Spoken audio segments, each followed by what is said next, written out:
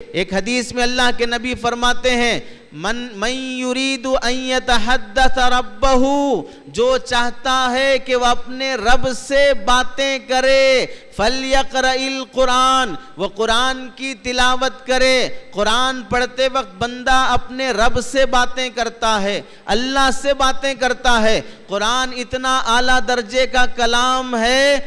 کعبۃ اللہ، اللہ کا کعبہ، بیت اللہ، اللہ کا گھر، مسجد اللہ کا گھر ہے، لیکن اللہ کا گھر ہونے کا مطلب مسجد کا پلر اللہ کی ذات سے نکلا ہوا نہیں، مسجد کی چھت اللہ کی ذات سے نکلی ہوئی نہیں، کعبۃ اللہ کا غلاف اللہ کی ذات سے نکلا ہوا نہیں، کعبۃ اللہ کی چھت اللہ کی ذات سے نکلی ہوئی نہیں۔ اس کے باوجود بھی کعبے کو نسبت اللہ سے ہو گئی، کعبے کی عظمت بڑھ گئی۔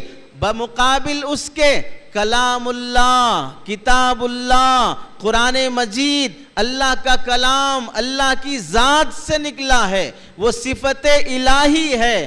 اللہ جیسے غیر مخلوق ہیں، اللہ کی صفت بھی غیر مخلوق ہے۔ اللہ ہمیشہ باقی، اللہ کی صفات بھی ہمیشہ باقی۔ قرآن اللہ کی صفت ہے، یہ قرآن بھی ہمیشہ باقی، یہ قرآن اللہ کی ذات سے نکلا ہوا ہے۔ تو جب کعبۃ اللہ کی اتنی بڑی عظمت ہے تو پھر کعبۃ اللہ کے بمقابل کلام اللہ کی کتنی عظمت ہوگی۔ اس قرآن کی عظمت اس امت میں وہ احساس پیدا ہونے کی ضرورت ہے کہ اپنے بچوں کو قرآن حفظ کرایا جائے۔ شرعی طور پر، فقہی طور پر قرآن مجید کا اتنا حصہ یاد کر لینا جس سے نماز درست ہو جائے، یہ فرض عین ہے۔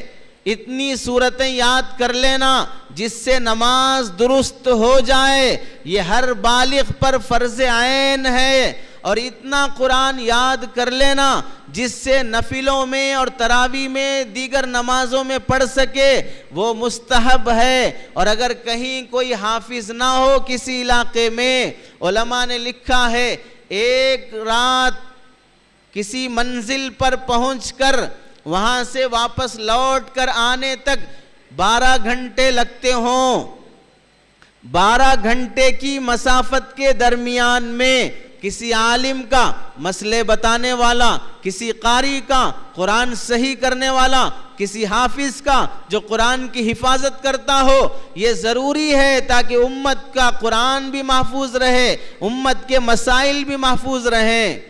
حضرت ابن عباس رضی اللہ تعالیٰ عنہما فرماتے ہیں امت کے لیے جو باتیں ضروری ہیں اس میں ایک بات یہ ہے کہ امت کا کوئی امام ہو، کوئی گائیڈ ہو، کوئی عالم مفتی ہو، کوئی امیر ہو جس کے یہ امت فالو کریں اور اس کے پیچھے چلیں۔ دوسری بات، امت میں قرآن پرنٹ ہونا، لکھا جانا، بیچا جانا، خریدا جانا، اسے پڑھا جانا، یہ بھی امت میں ضروری ہے تاکہ قرآن محفوظ رہے اور قرآن باقی رہے۔